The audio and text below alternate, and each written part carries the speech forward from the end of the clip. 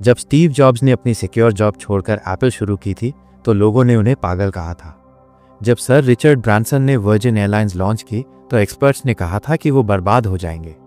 जब Elon Musk ने Tesla और स्पेसएक्स में अपना सारा पैसा लगाया तो सभी ने सोचा कि ये एक बहुत बड़ी गलती है। लेकिन आज ये सभी नाम दुनिया के सबसे सक्सेसफुल एंटरप्रेन्योर्स में गिने जाते हैं। क्या आपने कभी सोचा है कि इन लोगों में ऐसा क्या था जो इन्होंने सब कुछ रिस्क पर लगा दिया? क्या ये लोग सिर्फ लकी थे या फिर इनके पास कोई स्पेशल फॉर्मूला था? सच ये है कि सक्सेसफुल रिस्क टेकर्स की थिंकिंग पैटर्न बिल्कुल अलग होता है। वे फेलियर को अपॉर्चुनिटी की तरह देखते हैं, अनसर्टेनिटी को एक्साइटमेंट की तरह फील करते हैं और चैलेंजेस को ग्रोथ के लिए ज़रूरी मानते हैं। हमारे सोसाइटी में रिस्क लेना एक नेगेटिव चीज़ मानी जाती है। पेरेंट्स बच्चों को सेफ करियर चूज करने के लिए कहते हैं, टीचर्स स्टेबल जॉब्स के बारे में बताते हैं और फ्रेंड्स भी यही एडवाइस देते हैं कि सेफ रहो। लेकिन हिस्ट्री के सबसे ग्रेट अचीवमेंट्स सिर्फ उन लोगों से आई हैं जिन्होंने कैलकुलेटेड रिस्क लेने की हिम्मत दिखाई।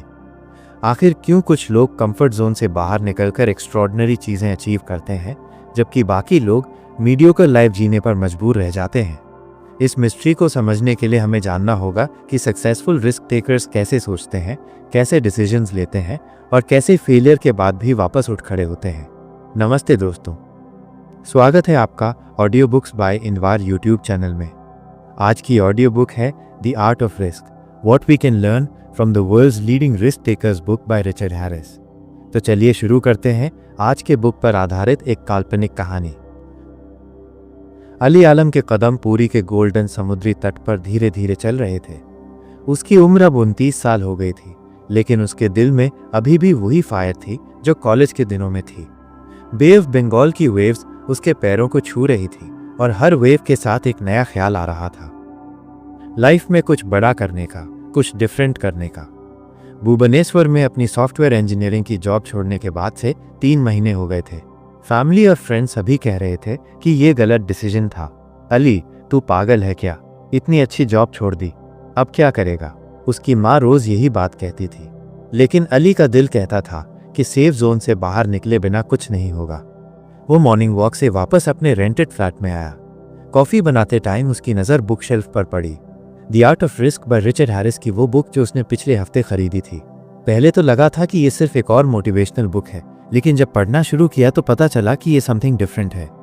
बुक में लिखा था, रिस्क लेना आर्ट है, गैम्बलिंग नहीं। जो लोग कैलकुलेटेड रिस्क लेते हैं वे दुनिया को बदलते हैं। अली ने कॉफ़ी का सिप लिया और सोचा कि मे बी यही टाइम है अपने सपनों को रियलिटी में कन्वर्ट करने का। उसका ड्रीम था ओडिशा के ट्रेडिशनल हैंडीक्राफ्ट्स को ग्लोबल मार्केट में ले जाना। Pattachitra painting, stone carving, silver filigree work, सभी कुछ बहुत ब्यूटीफुल था, लेकिन आर्टिस्ट्स को प्रॉपर प्लेटफॉर्म नहीं मिल रहा था। ई-कॉमर्स वेबसाइट्स पर तो ऐसा कुछ अवेलेबल था, लेकिन ऑथेंटिसिटी और आर्टिस्ट की रियल स्टोरी कहीं भी नहीं मिलती थी। यहाँ है मेरा अपॉर्चुनिटी, अली ने सोचा। मैं एक प्लेटफॉर्म बनाऊंगा जहाँ हर प्रोडक्ट के साथ आर्टिस्ट की स्टोरी भी होगी, जहाँ कस्टमर्स को पता चलेगा कि ये ब्यूटीफुल पीस किसने बनाया है, कैसे बनाया है। लेकिन ये आइडिया एग्जीक्यूट करना आसान नहीं था। कैपिटल की ज़रूरत थी, टीम की ज़रूरत थी और सबसे ज़्यादा ज़रूरत थी करेज की। रिचर्ड हैरिस की बुक में एक कोट था, फियर के सामने सरेंडर करना सबसे बड़ी फेलियर है, सक्सेस का सीक्रेट है फियर को फेस करना। अली ने लैपटॉप खोला और बिजनेस प्लान बनाना शुरू किया। वो जानता था कि ये जर्नी इजी नहीं होगी, लेकिन कुछ तो करना ही होगा। कंफर्ट जोन में रहकर कुछ नहीं मिलता। अगले दिन अली निकला रघुराजपुर विलेज में। यहाँ के पट्टचित्र आर्टिस्ट से मिलना था। विलेज पुरी से सिर्फ 14 किलोमीटर दूर था, लेकिन यहाँ का आर्टिस्टिक हेरिटेज सेंचुरीज ओल्ड था। बस में बैठकर जाते टाइम उसके माइंड में तरह तरह के थॉट्स आ रहे थे। क्या आर्टिस्ट मुझ पर ट्रस्ट करेंगे? क्या वे समझेंगे कि मैं उनकी हेल्प करना चाहता हूँ? रघुराजपुर पहुंचकर वो सबसे पहले गया श्री जगन्नाथ महापात्र के घर। वे 55 साल के एक्सपीरियंस्ड पट्टचित्र आर्टिस्ट थे। उनके हाथों में ब्रश होते ही मैजिक हो जाता था। ट्रेडिशनल मिथोलॉजिकल सीन्स को वे इतनी ब्यूटीफुली पेंट करते थे कि देखने वाला मेस्मराइज्ड हो जाता था। नमस्कार अंकल, अली ने कहा। मैं अली हूँ, भुवनेश्वर से आया हूँ। जगन्नाथ जी ने उसे बैठने का इशारा किया। हाँ बेटा, क्या काम है? अली ने अपना पूरा प्लान एक्सप्लेन किया। Online platform, global market, artist की स्टोरी के साथ प्रोडक्ट सेल करना, सब कुछ। लेकिन जगन्नाथ जी का रिएक्शन वो नहीं था जिसकी उसने एक्सपेक्टेशन की थी। बेटा, हमने पहले भी बहुत लोगों को देखा है, आते हैं, बड़े बड़े वादे करते हैं, फिर गायब हो जाते हैं। हमारे पेंटिंग्स को होलसेल रेट पर ले जाते हैं और मार्केट में 10 गुना प्राइस पर बेचते हैं। हमें कुछ नहीं मिलता। अली समझ गया कि यहाँ ट्रस्ट इशू है। रिचर्ड हैरिस की बुक में एक चैप्टर था, building trust in uncertain times. उसमें लिखा था कि ट्रस्ट अर्न करना टाइम लेता है, लेकिन एक बार बिल्ड हो जाए तो ये सबसे पावरफुल टूल होता है। अंकल, मैं आपसे कोई कमिटमेंट नहीं कर रहा, बस एक रिक्वेस्ट है। मुझे 1 वीक दीजिए। मैं रोज यहाँ आऊँगा, आपके साथ बैठूंगा, सीखने की कोशिश करूंगा। अगर आपको लगे कि मैं जेन्युइन हूं, तब हम बिजनेस की बात करेंगे। जगन्नाथ जी की आईज में एक स्पार्क आई। शायद इस लड़के में कुछ अलग बात थी। उस दिन अली पूरा टाइम विलेज में स्पेंड किया। डिफरेंट आर्टिस्ट से मिला, उनकी प्रॉब्लम समझी। सबकी एक ही कंप्लेंट थी कि उन्हें फेयर प्राइस नहीं मिल रहा। मिडिलमैन सब कुछ ले जाते थे। इंटरनेट और टेक्नोलॉजी की नॉलेज नहीं थी, इसलिए डायरेक्ट कस्टमर्स तक पहुंचना मुश्किल था। इवनिंग को वापस पूरी आकर अली ने अपनी नोटबुक में सब कुछ नोट किया। चैलेंजेस क्लियर थे। पहली प्रॉब्लम थी ट्रस्ट। आर्टिस्ट्स को पहले बहुत धोखा मिला था। दूसरी प्रॉब्लम थी टेक्नोलॉजी गैप। ज्यादातर आर्टिस्ट को इंटरनेट का सही यूज नहीं पता था। तीसरी प्रॉब्लम थी क्वालिटी कंट्रोल।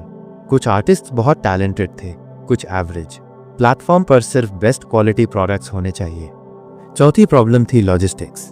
पैकेजिंग से लेकर इंटरनेशनल शिपिंग तक सब कुछ प्रॉपर्ली हैंडल करना था। लेकिन हर प्रॉब्लम के साथ एक अपॉर्चुनिटी भी थी। रिचर्ड हैरिस की बुक में लिखा था, प्रॉब्लम्स को अपॉर्चुनिटीज में कन्वर्ट करना ही एंटरप्रेन्योरशिप है। अगले 3 वीक्स अली रोज रघुराजपुर जाता रहा।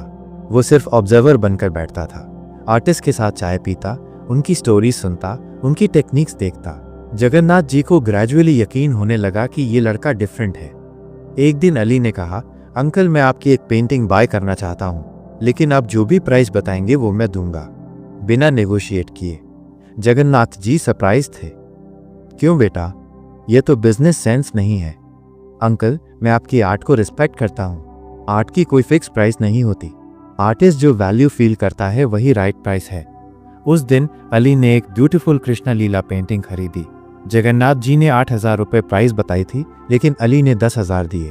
अंकल, आपकी मेहनत 8,000 में नहीं बन सकती।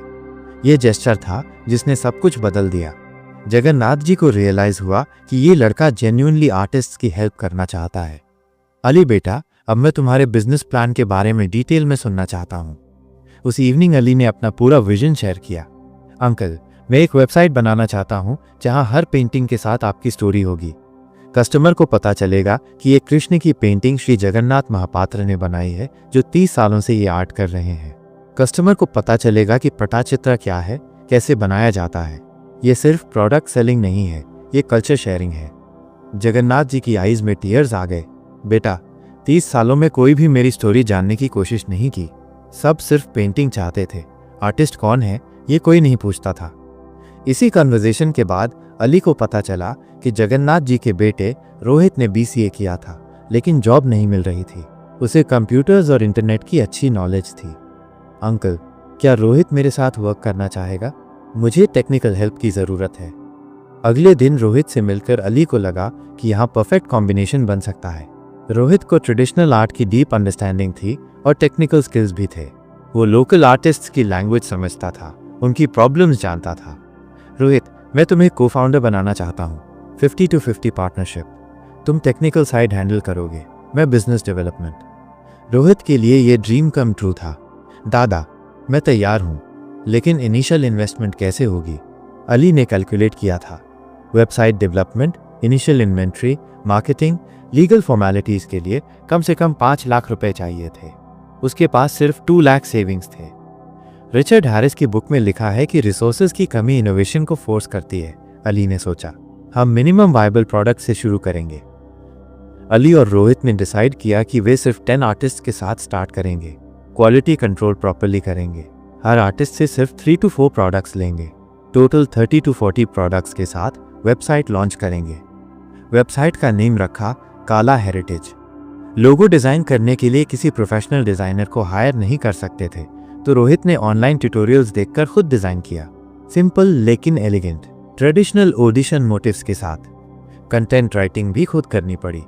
अली ने हर आर्टिस्ट के साथ डिटेल्ड इंटरव्यू किया। उनकी फैमिली बैकग्राउंड, कैसे ये आर्ट सीखा, क्या चैलेंजेस फेस किए, क्या ड्रीम्स हैं, सब कुछ नोट किया। हर प्रोडक्ट के लिए कंप्लीट स्टोरी लिखी। फोटोग्राफी सबसे बड़ी चैलेंज थी।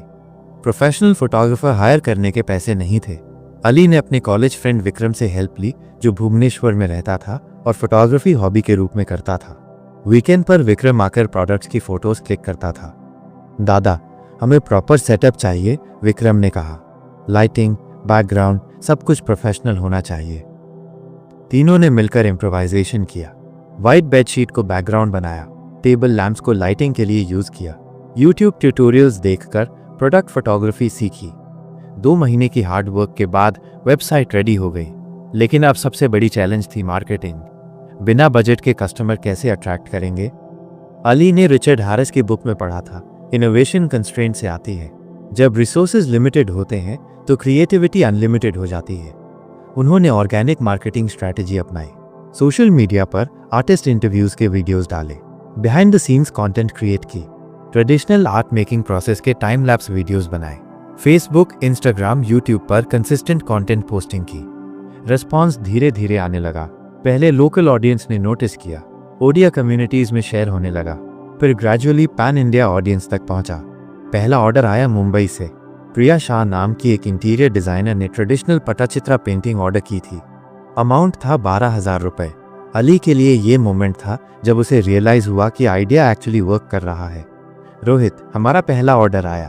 अली का एक्साइटमेंट देखने वाला था। लेकिन फिर नई प्रॉब्लम्स आईं। पैकेजिंग कैसे करेंगे? शिपिंग कैसे हैंडल करेंगे? डैमेज हो गया तो क्या करेंगे? हर प्रॉब्लम के साथ लर्निंग आती रही। ट्रायल एंड एरर के थ्रू सब कुछ सीखा। Bubble wrap, corrugated boxes, proper labelling, insurance, tracking, सब कुछ स्टेप बाय स्टेप समझा। पहला ऑर्डर सक्सेसफुली डिलीवर हुआ। कस्टमर का फीडबैक था, amazing quality, I love the story behind the painting, the artist's video message was so touching, this is not just a product, it's an experience. ये feedback पढ़कर अली को पता चल गया कि वे सही डायरेक्शन में जा रहे हैं। 3 महीने बाद चीजें अच्छी चल रही थी। मंथ में 15-20 ऑर्डर्स आ रहे थे। आर्टिस्ट भी खुश थे क्योंकि उन्हें बेहतर प्राइस मिल रहा था। लेकिन ग्रोथ के साथ साथ नई चैलेंजेस भी आने लगी। सबसे बड़ी प्रॉब्लम थी कंपटीशन। कुछ बड़ी ई कॉमर्स कंपनीज ने नोटिस किया कि हैंडीक्राफ्ट्स कैटेगरी में पोटेंशियल है। वे आर्टिस्ट से डायरेक्ट कांटेक्ट करके बल्क ऑर्डर्स में प्रोडक्ट्स ले रहे थे, चीपर रेट्स पर। एक दिन जगन्नाथ जी ने अली को फोन किया। अली बेटा, एक कंपनी वाले आए थे, 100 पेंटिंग्स का ऑर्डर दे रहे हैं, लेकिन रेट बहुत कम है। मैं कंफ्यूज्ड हूं। अली समझ गया कि ये क्रिटिकल मोमेंट है। अगर आर्टिस्ट को बल्क ऑर्डर्स के लिए कन्विंस कर लिया गया तो उसका बिजनेस मॉडल फेल हो जाएगा। उसने तुरंत राघुराजपुर जाके मीटिंग की, सभी आर्टिस्ट्स को गैदर किया। फ्रेंड्स, मैं आप सबसे एक बात कहना चाहता हूँ, क्वांटिटी और क्वालिटी में से आप क्या चूज करोगे? क्या मतलब? किसी ने पूछा। देखिए, बड़ी कंपनीज आपसे 100 पेंटिंग्स मांग रही हैं, लेकिन वे आपकी स्टोरी को वैल्यू नहीं करते। वे सिर्फ प्रोडक्ट चाहते हैं, आर्टिस्ट नहीं। आपको लगता है कि 100 पेंटिंग्स बनाने में आप सेम क्वालिटी मेंटेन कर पाएंगे? जगन्नाथ जी ने कहा, अली सही कह रहा है। जब मैं बल्क वर्क करता हूं तो क्वालिटी कॉम्प्रोमाइज करनी पड़ती है, टाइम प्रेशर होता है। अली ने कंटिन्यू किया, मैं आप सबसे कोई कमिटमेंट नहीं कर रहा, लेकिन एक प्रपोजल है, हमारे साथ एक्सक्लूसिव पार्टनरशिप कीजिए। मैं गारंटी देता हूं कि आपको बेटर प्राइस मिलेगा और आपकी आर्ट की प्रॉपर रिस्पेक्ट होगी। लेकिन सब आर्टिस्ट कन्विंस नहीं थे। कुछ को लगा कि बल्क ऑर्डर्स में इमीडिएट मनी है, लॉन्ग टर्म विजन पे ट्रस्ट करना मुश्किल था। उस दिन 10 में से सिर्फ 6 आर्टिस्ट ने अली के साथ कंटिन्यू करने की हामी भरी, बाकी 4 ने बल्क ऑर्डर्स चूज किए। अली के लिए ये बहुत पेनफुल मोमेंट था, लेकिन रिचर्ड हैरिस की बुक में लिखा था, सेटबैक सक्सेस की स्टेपिंग स्टोन्स है, हर फेलियर के साथ विजडम आती है। वापस पूरी आके अली ने रोहित से डिस्कस किया, हमें स्ट्रैटेजी चेंज करनी होगी, कंपटीशन से फाइट नहीं करनी, डिफरेंशिएशन क्रिएट करना है। कैसे? रोहित ने पूछा। हम प्रीमियम पोजीशनिंग करेंगे, limited edition collections, certificate of authenticity, artist के साथ डायरेक्ट वीडियो कॉल का ऑप्शन, कस्टमाइजेशन फैसिलिटी। जो सर्विसेज बड़ी कंपनीज नहीं दे सकती वो हम देंगे। यह डिसीजन रिस्की था। प्रीमियम प्राइसिंग करने का मतलब था कि कस्टमर बेस नैरो हो जाएगा, लेकिन वैल्यू प्रोपोजिशन स्ट्रांग होगा। रिचर्ड हैरिस की बुक में एक केस स्टडी थी लग्जरी ब्रांड्स की। उसमें लिखा था, कभी कभी स्मॉलर मार्केट का लीडर बनना बेटर होता है लार्जर मार्केट का फॉलोअर बनने से।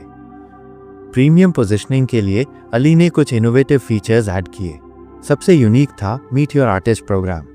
कस्टमर अपनी पेंटिंग के आर्टिस्ट से 15 मिनट का वीडियो कॉल कर सकता था। आर्टिस्ट अपनी वर्क प्रोसेस एक्सप्लेन करता, क्वेश्चंस का आंसर देता। यह आइडिया हिट हो गया। इंटरनेशनल कस्टमर्स को स्पेशली ये फीचर पसंद आया। न्यूयॉर्क की एक आर्ट कलेक्टर ने कहा, this is amazing, I feel so connected to the artist and the culture. दूसरा इनोवेशन था painting in progress service. Customer अपनी कस्टमाइज्ड पेंटिंग ऑर्डर करता तो आर्टिस्ट डेली प्रोग्रेस की फोटोज सेंड करता। कस्टमर देख सकता था कि कैसे स्टेप बाय स्टेप उसकी पेंटिंग बन रही है। तीसरा फीचर था कल्चरल कॉन्टेक्स्ट वीडियोस। हर पेंटिंग के साथ 5-10 मिनट का वीडियो होता जिसमें cultural background, mythology behind the artwork, regional significance सब कुछ एक्सप्लेन होता। ये फीचर्स इंप्लीमेंट करना आसान नहीं था। आर्टिस्ट्स को स्मार्टफोन यूज करना सिखाना पड़ा, वीडियो कॉलिंग सेटअप करना पड़ा, कंटेंट क्रिएट करने की ट्रेनिंग देनी पड़ी, लेकिन एफर्ट वर्थ इट था। कस्टमर सैटिस्फैक्शन ड्रामेटिकली इंप्रूव हुआ। रिव्यू और रेटिंग्स एक्सीलेंट थे। वर्ड ऑफ माउथ पब्लिसिटी भी बढ़ी। 6 महीने बाद एक इंटरनेशनल आर्ट गैलरी ने कॉन्टैक्ट किया। We would like to feature your artists in our exhibition, can you arrange for some of them to come to Delhi. ये बहुत बड़ा अपॉर्चुनिटी था। अली ने जगन्नाथ जी और 2 और आर्टिस्ट के साथ दिल्ली जाने का प्लान बनाया। एग्जीबिशन में 50 जोड़ इंटरनेशनल बायर्स आने वाले थे। दिल्ली ट्रिप से पहले अली नर्वस था, क्या हमारे आर्टिस्ट्स इंटरनेशनल ऑडियंस को इम्प्रेस कर पाएंगे? लैंग्वेज बैरियर तो होगी। रोहित ने सपोर्ट किया, दादा आर्ट का अपना लैंग्वेज होता है, आप वरी मत कीजिए। एग्जीबिशन में जगन्नाथ जी का प्रेजेंटेशन आउटस्टैंडिंग था। उन्होंने अपनी आर्ट के साथ इमोशनल कनेक्शन क्रिएट किया। बायर्स को ट्रेडिशनल टेक्निक्स डेमोन्स्ट्रेट किए, स्टोरी शेयर की। रिजल्ट था 15 लाख रुपए का ऑर्डर। सबसे बड़ी बात यह थी कि ऑर्डर्स प्रीमियम प्राइसिंग पे आए थे। आर्टिस्ट को पहली बार इंटरनेशनल मार्केट का एक्सपोजर मिला था। दिल्ली से वापस आकर अली को लगा कि अब बिजनेस का नेक्स्ट फेज शुरू करने का टाइम है। सक्सेस के साथ नई रिस्पॉन्सिबिलिटीज भी आईं। अब काला हेरिटेज में 25 आर्टिस्ट एसोसिएट थे। डिफरेंट आर्ट फॉर्म्स भी ऐड हो गए थे, stone carving, silver filigree, applique work, palm leaf engraving, सब कुछ। लेकिन ग्रोथ मैनेज करना डिफिकल्ट हो रहा था। क्वालिटी कंट्रोल मेंटेन करना, इन्वेंट्री मैनेजमेंट, कस्टमर सर्विस, सब कुछ कॉम्प्लिकेटेड हो गया था। अली ने रियलाइज किया कि अब प्रोफेशनल अप्रोच की जरूरत है। उसने एक स्मॉल ऑफिस रेंट पर लिया भुवनेश्वर में। 2 मोर पीपल को हायर किया, प्रिया को कस्टमर सर्विस के लिए, अमित को ऑपरेशंस के लिए। फाइनेंशियल मैनेजमेंट भी सीरियस करनी पड़ी। चार्टर्ड अकाउंटेंट हायर किया, proper books of accounts maintain करने शुरू किए, जीएसटी रजिस्ट्रेशन भी करनी पड़ी। एक दिन अली की माँ ने कहा, अली तो बहुत बिजी रहने लगा है, हेल्थ का ख्याल रख। उसे रियलाइज हुआ कि वर्क लाइफ बैलेंस बिगड़ गया था। मॉर्निंग से नाइट तक सिर्फ बिजनेस के बारे में सोचता रहता था। रिचर्ड हैरिस की बुक में एक चैप्टर था सस्टेनेबल ग्रोथ। उसमें लिखा था, ग्रोथ इतनी फास्ट नहीं होनी चाहिए कि फाउंडेशन कमजोर हो जाए। अली ने डिसीजन लिया कि ग्रोथ को स्लो डाउन करना होगा, क्वालिटी को कॉम्प्रोमाइज किए बिना सस्टेनेबल एक्सपेंशन करना होगा। सबसे बड़ी चैलेंज आई जब एक मेजर क्लाइंट ने 5 लाख रुपए का ऑर्डर कैंसिल कर दिया। इंटरनेशनल शिपमेंट में डिले हो गया था और कस्टमर ने पेशेंस खो दिया था। कैश फ्लो टाइट हो गया था। आर्टिस्ट का पेमेंट करना था, ऑफिस रेंट देना था, स्टाफ सैलरी देनी थी। अली के सेविंग्स ऑलमोस्ट खत्म हो गए थे। रोहित, हमें लोन लेना पड़ेगा, अली ने कहा। बैंक में जाकर बिजनेस लोन के लिए अप्लाई किया, लेकिन प्रोसेस कॉम्प्लिकेटेड था। कोलैटरल चाहिए था, गारंटीज चाहिए थे, डॉक्यूमेंटेशन में वीक्स लग रहे थे। उसी टाइम अली को पता चला कि स्टार्टअप इंडिया स्कीम के अंडर कुछ बेनिफिट्स मिल सकते हैं, tax exemptions, easier loan procedures, government support. Application process में टाइम लगा, लेकिन इवेंचुअली रिकग्निशन मिल गया। काला हेरिटेज ऑफिशियली रिकग्नाइज स्टार्टअप बन गया। इस रिकग्निशन के साथ कॉन्फिडेंस भी बढ़ा, मीडिया अटेंशन भी मिला। लोकल न्यूज़पेपर्स में आर्टिकल छपे, टेलीविजन इंटरव्यूज भी हुए। स्टार्टअप रिकग्निशन के बाद चीजें तेजी से बदलने लगी। गवर्नमेंट के हैंडीक्राफ्ट्स बोर्ड ने काला हेरिटेज को ऑफिशियल पार्टनर बनाने का प्रपोजल दिया। इंटरनेशनल ट्रेड फेयर्स में पार्टिसिपेट करने का इनविटेशन आया। सबसे बड़ी बात यह थी कि आर्टिस्ट्स की लाइफ में रियल चेंज आने लगा था। जगन्नाथ जी ने अपने घर का रेनोवेशन करवाया था। उनके बेटे रोहित अब कंपनी के टेक्निकल हेड थे, अच्छी सैलरी अर्न कर रहे थे। अदर आर्टिस्ट्स भी बेनिफिट कर रहे थे। पद्मा पांडा जो पाम लीफ एनग्रेविंग करती थी, उसने अपनी बेटी की एजुकेशन के लिए लोन रिपे कर दिया था। रवि कुमार ने स्टोन कार्विंग वर्कशॉप एक्सपैंड किया था। अली दादा, आपने हमारी लाइफ चेंज कर दी, एक आर्टिस्ट ने कहा था। पहले हमारी आर्ट को कोई वैल्यू नहीं करता था। आज हमारी पेंटिंग्स इंटरनेशनल म्यूजियम्स में रखी जा रही हैं। लेकिन सक्सेस के साथ एक्सपेक्टेशंस भी बढ़ गई थी। अब सबको लगता था कि अली के पास हर प्रॉब्लम का सलूशन है। नए आर्टिस्ट्स रोज अप्रोच कर रहे थे। Everyone wanted to be part of काला हेरिटेज। अली को सिलेक्टिव होना पड़ा।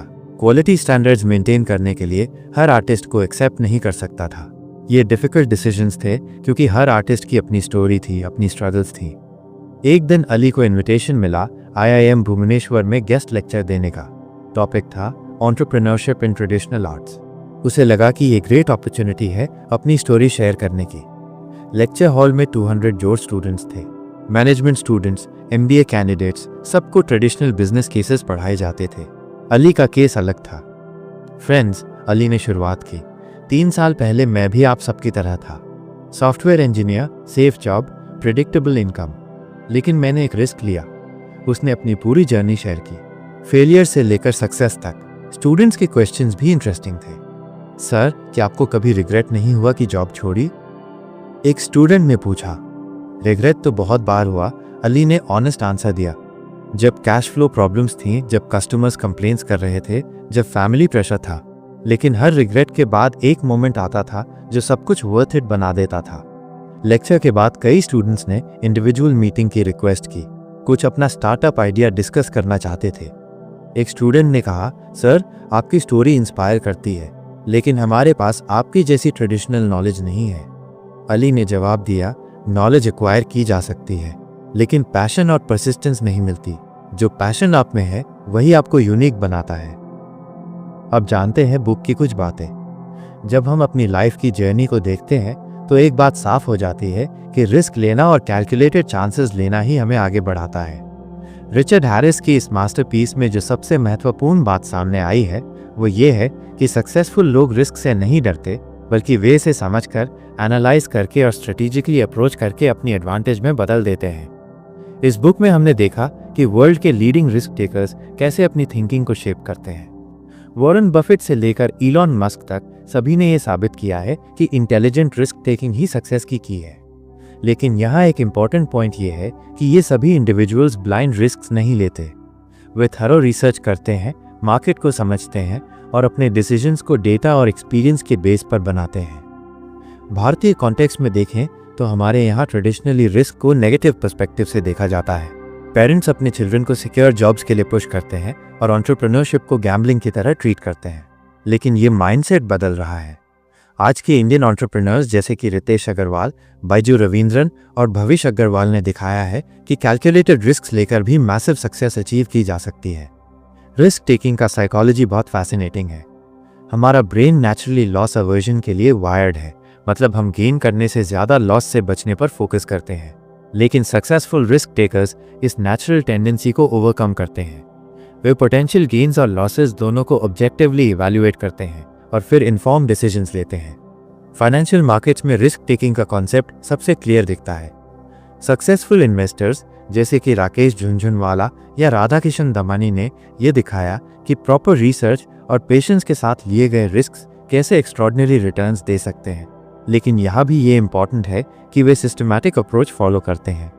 वे कंपनीज की फंडामेंटल स्टडी करते हैं, मार्केट ट्रेंड्स को एनालाइज करते हैं और अपनी रिस्क एपेटाइट के अकॉर्डिंग इन्वेस्टमेंट करते हैं। टेक्नोलॉजी सेक्टर में रिस्क टेकिंग का पैटर्न और भी इंटरेस्टिंग है। सिलिकॉन वैली के एंटरप्रेन्योर्स ने ये कल्चर बनाया है जहां फेल फास्ट, लर्न फास्ट का मोटो है। लेकिन ये रेकलेस गैम्बलिंग नहीं है, ये सिस्टमैटिक एक्सपेरिमेंटेशन है जहां हर फेलियर से लर्निंग निकालकर नेक्स्ट अटेम्प्ट को बेटर बनाया जाता है। इंडियन स्टार्टअप इकोसिस्टम भी अब इस अप्रोच को अडॉप्ट कर रहा है। पर्सनल लाइफ में भी रिस्क टेकिंग की ज़रूरत होती है। करियर चेंजेस, रिलेशनशिप डिसीजंस या लाइफस्टाइल चॉइसेस, सभी में कुछ ना कुछ रिस्क इन्वॉल्व होता है। यहाँ भी सक्सेसफुल पीपल वही प्रिंसिपल्स अप्लाई करते हैं जो बिजनेस में करते हैं। वे प्रोज और कॉन्स को वे करते हैं, अपने वैल्यूज और गोल्स को कंसिडर करते हैं और फिर कॉन्फिडेंट डिसीजंस लेते हैं। रिस्क मैनेजमेंट एक क्रूशियल स्किल है जो हर सक्सेसफुल पर्सन के पास होती है। ये सिर्फ रिस्क आइडेंटिफाई करने के बारे में नहीं है, बल्कि उन्हें मिटिगेट करने के स्ट्रैटेजीज डेवलप करने के बारे में भी है।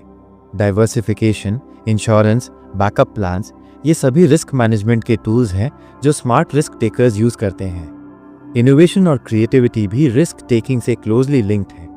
जब आप कुछ न्यू ट्राई करते हैं तो हमेशा फेलियर का चांस होता है, लेकिन बिना रिस्क लिए इनोवेशन पॉसिबल नहीं है। एप्पल, गूगल, अमेज़न जैसी कंपनीज ने अपनी इनोवेशन के थ्रू मैसिव रिस्क लिए हैं और उन्हीं रिस्क ने उन्हें मार्केट लीडर्स बनाया है। एजुकेशनल सिस्टम में भी रिस्क टेकिंग की इंपॉर्टेंस को रिकग्नाइज करना ज़रूरी है। स्टूडेंट्स को इनकरेज करना चाहिए कि वे न्यू सब्जेक्ट्स एक्सप्लोर करें, डिफरेंट करियर पाथ्स कंसिडर करें और अपने कंफर्ट जोन से बाहर निकलें। इंडियन एजुकेशन सिस्टम में ये चेंज धीरे धीरे आ रहा है, लेकिन अभी भी लॉन्ग वे टू गो है। लीडरशिप और रिस्क टेकिंग का कनेक्शन भी बहुत स्ट्रांग है। ग्रेट लीडर्स वे होते हैं जो टफ डिसीजंस ले सकते हैं, अनसर्टेनिटी में भी कॉन्फिडेंट रह सकते हैं और अपनी टीम को डिफिकल्ट सिचुएशंस में गाइड कर सकते हैं। ये सभी क्वालिटीज रिस्क टेकिंग से रिलेटेड हैं। इंडियन कॉर्पोरेट वर्ल्ड में भी अब ऐसे लीडर्स की डिमांड बढ़ रही है जो बोल्ड डिसीजंस ले सकें। कल्चरल डिफरेंसेस भी रिस्क टेकिंग अप्रोच को इन्फ्लुएंस करती हैं। वेस्टर्न कल्चर्स में जनरली इंडिविजुअल रिस्क टेकिंग को इनकरेज किया जाता है, जबकि एशियन कल्चर्स में कलेक्टिव डिसीजन मेकिंग और सेफ्टी को प्रायोरिटी दी जाती है। लेकिन ग्लोबलाइजेशन के साथ ये बाउंड्रीज ब्लर हो रही हैं और अब बेस्ट प्रैक्टिसेस को कंबाइन करके effective risk taking strategies develop की जा रही हैं। टेक्नोलॉजी ने रिस्क टेकिंग को भी ट्रांसफॉर्म कर दिया है। डेटा एनालिटिक्स, आर्टिफिशियल इंटेलिजेंस और मशीन लर्निंग के थ्रू अब बेटर रिस्क असेसमेंट पॉसिबल है। रियल टाइम इंफॉर्मेशन अवेलेबिलिटी ने डिसीजन मेकिंग को फास्टर बना दिया है। सोशल मीडिया और डिजिटल प्लेटफॉर्म्स ने न्यू टाइप्स के रिस्क भी क्रिएट किए हैं, जिन्हें हैंडल करना मॉडर्न रिस्क टेकर्स के लिए ज़रूरी है। वुमेन एंटरप्रेन्योर्स और रिस्क टेकिंग के कॉन्टेक्स्ट में भी इंटरेस्टिंग ट्रेंड्स देखने को मिल रहे हैं। ट्रेडिशनली वुमेन को रिस्क अवर्स माना जाता था, लेकिन अब डेटा शोज करता है कि women entrepreneurs often more calculated और सस्टेनेबल रिस्क लेती हैं। इंडियन कॉन्टेक्स्ट में भी फाल्गुनी नायर, नायका, किरण मजुमदार-शॉ, बायोकॉन जैसी वुमेन लीडर्स ने ये प्रूव किया है। रिस्क टेकिंग की एथिक्स भी इंपॉर्टेंट कंसिडरेशन है। जब आपके डिसीजंस दूसरे लोगों को अफेक्ट करते हैं तो आपकी मॉरल रिस्पॉन्सिबिलिटी बढ़ जाती है। कॉर्पोरेट वर्ल्ड में ये स्पेशली रेलेवेंट है, जहां executive decisions thousands of employees और स्टेक होल्डर्स को इम्पैक्ट करते हैं। रिस्पॉन्सिबल रिस्क टेकिंग में ये सब फैक्टर्स कंसिडर करना जरूरी है। मेंटल हेल्थ और रिस्क टेकिंग का रिलेशनशिप भी एक्सप्लोर करने लायक है। क्रॉनिक स्ट्रेस, एंजाइटी, डिप्रेशन, ये सब रिस्क असेसमेंट की एबिलिटी को अफेक्ट करते हैं। इसलिए मेंटल वेलबींग मेंटेन करना सक्सेसफुल रिस्क टेकिंग के लिए एसेंशियल है। मेडिटेशन, एक्सरसाइज, प्रॉपर स्लीप, ये सब कॉग्निटिव फंक्शंस को इम्प्रूव करते हैं, जो बेटर डिसीजन मेकिंग में हेल्प करते हैं। फैमिली डायनामिक्स भी रिस्क टेकिंग डिसीजंस को इन्फ्लुएंस करती हैं। इंडियन फैमिलीज में जनरली कलेक्टिव डिसीजन मेकिंग होती है, जो इंडिविजुअल रिस्क टेकिंग को समटाइम्स रिस्ट्रिक्ट कर सकती है। लेकिन फैमिली सपोर्ट भी रिस्क टेकिंग को इनेबल कर सकता है, जब फैमिली मेंबर्स आपके विजन को अंडरस्टैंड और सपोर्ट करते हैं। इकोनॉमिक साइकिल्स और रिस्क टेकिंग का पैटर्न भी इंटरेस्टिंग है। रिसेशन के टाइम में जनरली रिस्क एपेटाइट कम हो जाती है, जबकि ग्रोथ फेजेस में पीपल मोर विलिंग होते हैं रिस्क लेने को। स्मार्ट रिस्क टेकर्स इन साइकिल्स को अंडरस्टैंड करके काउंटर साइक्लिकल मूव्स भी करते हैं, जो ऑफन मोस्ट रिवॉर्डिंग होते हैं। रिस्क टेकिंग स्किल्स को डेवलप करना भी पॉसिबल है। ये नेचुरल टैलेंट नहीं है जो कुछ सिलेक्टेड लोगों के पास ही हो। प्रॉपर ट्रेनिंग, एक्सपोजर, एक्सपीरियंस के थ्रू कोई भी अपनी रिस्क टेकिंग एबिलिटीज को इम्प्रूव कर सकता है। बिजनेस स्कूल्स, मेंटरशिप प्रोग्राम्स और प्रैक्टिकल एक्सपीरियंस सब इसमें हेल्प करते हैं। इंटरनेशनल पर्सपेक्टिव से देखें तो डिफरेंट कंट्रीज में रिस्क टेकिंग की कल्चर अलग है। सिलिकॉन वैली का इकोसिस्टम रिस्क टेकिंग को सेलिब्रेट करता है, जबकि कुछ यूरोपियन कंट्रीज में मोर कंजर्वेटिव अप्रोच प्रेफर की जाती है। इंडिया अब मिडिल पाथ फाइंड कर रहा है, जहां कैलकुलेटेड रिस्क को इनकरेज किया जा रहा है। फ्यूचर ट्रेंड्स के कॉन्टेक्स्ट में देखें तो रिस्क टेकिंग और भी कॉम्प्लेक्स हो जाएगी। Climate change, technological disruption, geopolitical uncertainties, ये सब न्यू टाइप्स के रिस्क क्रिएट कर रहे हैं। फ्यूचर लीडर्स को इन चैलेंजेस के लिए प्रिपेयर करना जरूरी है। अडेप्टेबिलिटी, कंटिन्यूस लर्निंग और रेजिलियंस, ये स्किल्स फ्यूचर में और भी इंपॉर्टेंट हो जाएंगी। रिस्क टेकिंग में टाइमिंग का भी क्रूशियल रोल है। सेम रिस्क डिफरेंट टाइम्स पर लिया जाए तो रिजल्ट्स कंप्लीटली डिफरेंट हो सकते हैं। Market timing, life stage, economic conditions, सब फैक्टर्स कंसिडर करने जरूरी हैं। समटाइम्स पहला मूवर एडवांटेज होता है, कभी वेट करके बेटर अपॉर्चुनिटी मिल जाता है। नेटवर्क और रिस्क टेकिंग का कनेक्शन भी इंपॉर्टेंट है।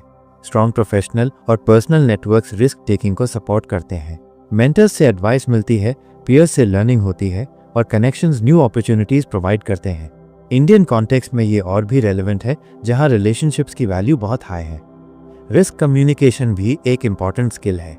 जब आप रिस्क लेने का डिसीजन लेते हैं तो स्टेक होल्डर्स को प्रॉपर्ली कम्युनिकेट करना ज़रूरी है। इन्वेस्टर्स, एम्प्लॉयज़, फैमिली मेंबर्स, सबको आपके रैशनल को अंडरस्टैंड करना चाहिए। क्लियर कम्युनिकेशन ट्रस्ट बिल्ड करती है और सपोर्ट मिलती है। रिस्क टेकिंग में पेशेंस का रोल भी अंडर एस्टिमेटेड है। Many risks long term commitment require करते हैं।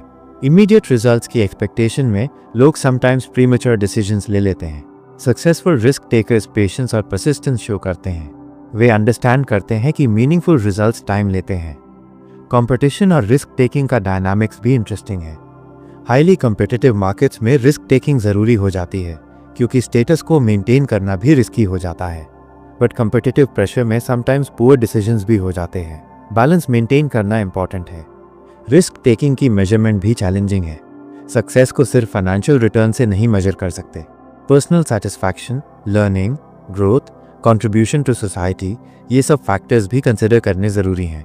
Multi dimensional success criteria better decision making में हेल्प करती है। सोशल इम्पैक्ट और रिस्क टेकिंग का कंसिडरेशन भी मॉडर्न टाइम्स में इंपॉर्टेंट हो गया है। ESG, environmental, social governance factors अब बिजनेस डिसीजंस में मेजर रोल प्ले करते हैं।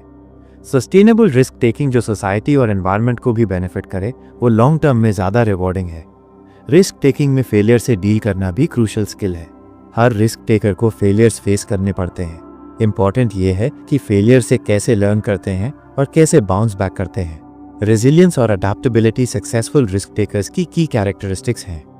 टेक्नोलॉजी इंटीग्रेशन भी मॉडर्न रिस्क टेकिंग का इंपॉर्टेंट पार्ट है। Digital tools, analytics platforms, automation, ये सब रिस्क असेसमेंट और मैनेजमेंट को इम्प्रूव करते हैं। लेकिन टेक्नोलॉजी डिपेंडेंस भी न्यू रिस्क क्रिएट करती है। बैलेंस्ड अप्रोच नेसेसरी है। रिस्क टेकिंग में इंट्यूशन और डेटा दोनों का रोल है। प्योर एनालिटिकल अप्रोच कभी कभी अपॉर्चुनिटीज मिस कर देती है, जबकि प्योर इंट्यूशन रिस्की हो सकती है। बेस्ट रिस्क टेकर्स दोनों को कंबाइन करते हैं। एक्सपीरियंस से डेवलप होने वाली इंट्यूशन को डेटा से वैलिडेट करते हैं। रेगुलेटरी एनवायरनमेंट भी रिस्क टेकिंग को इन्फ्लुएंस करती है। Government policies, regulations, compliance requirements, ये सब बिजनेस रिस्क्स को अफेक्ट करते हैं। इंडियन रेगुलेटरी लैंडस्केप भी इवॉल्विंग है और एंटरप्रेन्योर्स को इन चेंजेस के साथ अडैप्ट करना पड़ता है। रिस्क टेकिंग में डाइवर्सिटी का बेनिफिट भी क्लियर है। Diverse teams better risk assessment करते हैं क्योंकि डिफरेंट पर्सपेक्टिव्स मिलते हैं। जेंडर, एज, बैकग्राउंड, एक्सपीरियंस की डाइवर्सिटी डिसीजन मेकिंग को इम्प्रूव करती है। ग्रुप थिंक से बचने में हेल्प करती है। फिजिकल और मेंटल प्रिपरेशन भी रिस्क टेकिंग के लिए इंपॉर्टेंट है।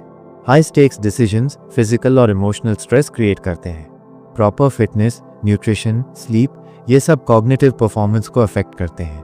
प्रोफेशनल एथलीट्स की तरह बिजनेस लीडर्स को भी अपनी ओवरऑल हेल्थ मेंटेन करनी चाहिए।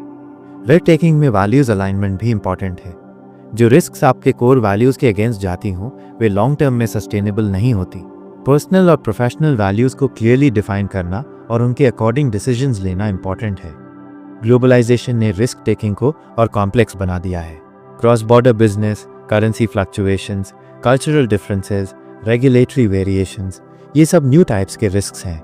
ग्लोबल माइंडसेट डेवलप करना मॉडर्न रिस्क टेकर्स के लिए एसेंशियल है। रिस्क टेकिंग की कंटिन्यूअस इंप्रूवमेंट भी ज़रूरी है। मार्केट्स चेंज होते रहते हैं, टेक्नोलॉजीज इवॉल्व होती रहती हैं, कंज्यूमर प्रेफरेंसेस शिफ्ट होते रहते हैं। Successful risk takers continuous learning mode में रहते हैं।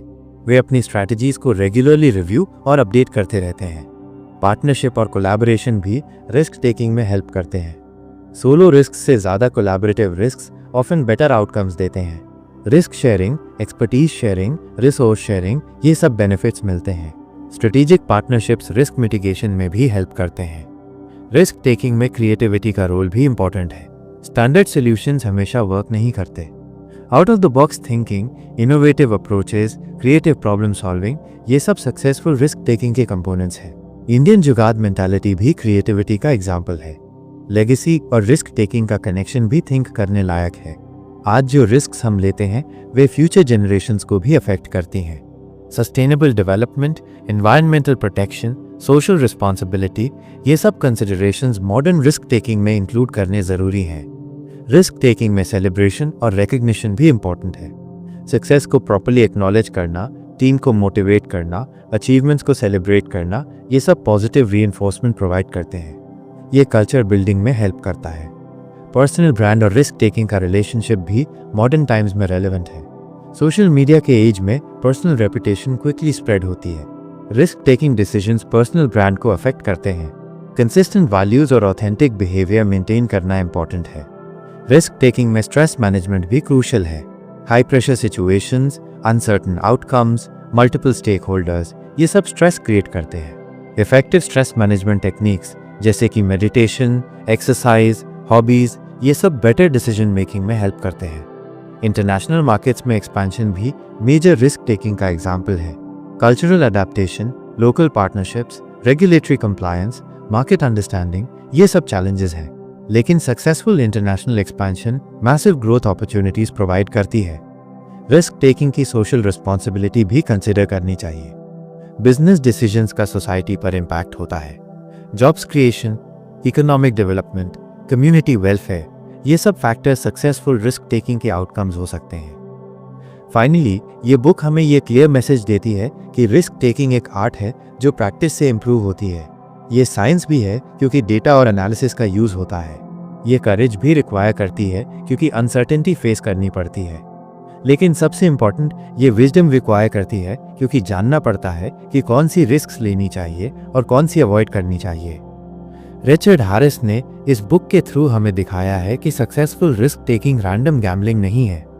यह है सिस्टमैटिक प्रोसेस है जिसमें रिसर्च, एनालिसिस, प्लानिंग, एग्जीक्यूशन और कंटिन्यूअस मॉनिटरिंग सब इन्वॉल्व हैं। वर्ल्ड के लीडिंग रिस्क टेकर्स से जो लेसन्स मिले हैं वे हर इंडस्ट्री, हर कल्चर, हर इंडिविजुअल के लिए एप्लीकेबल है। आज के कंपेटिटिव और रैपिडली चेंजिंग वर्ल्ड में रिस्क टेकिंग एबिलिटी सिर्फ एंटरप्रेन्योर्स के लिए ही नहीं बल्कि हर प्रोफेशनल, हर स्टूडेंट, हर इंडिविजुअल के लिए इम्पॉर्टेंट है। जो लोग कैलकुलेटेड रिस्क्स लेना सीख जाते हैं वे लाइफ में ज़्यादा सक्सेसफुल और फुलफिल्ड होते हैं। वे अपॉर्चुनिटीज़ को आइडेंटिफाई करते हैं, चैलेंजेस को एम्ब्रेस करते हैं और कंटिन्यूअस ग्रोथ माइंडसेट मेंटेन करते हैं। इसलिए ये बुक सिर्फ रिस्क टेकिंग के टेक्निक्स के बारे में नहीं है, ये लाइफ फिलॉसफी के बारे में है, ये सक्सेस माइंडसेट के बारे में है, ये करेज, विजडम और परसिस्टेंस के कॉम्बिनेशन के बारे में है।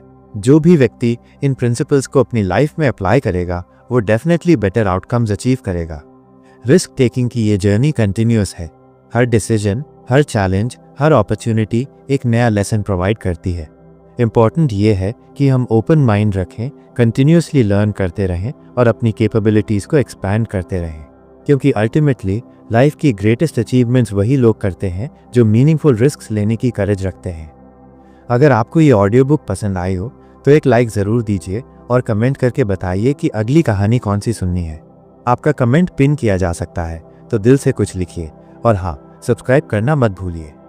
साथ में उस बेल आइकन को दबाना ज़रूरी है ताकि अगली ऑडियो बुक की घंटी सबसे पहले आपके पास बजे। मिलते हैं अगली ऑडियो बुक में। सुनते रहिए, सीखते रहिए।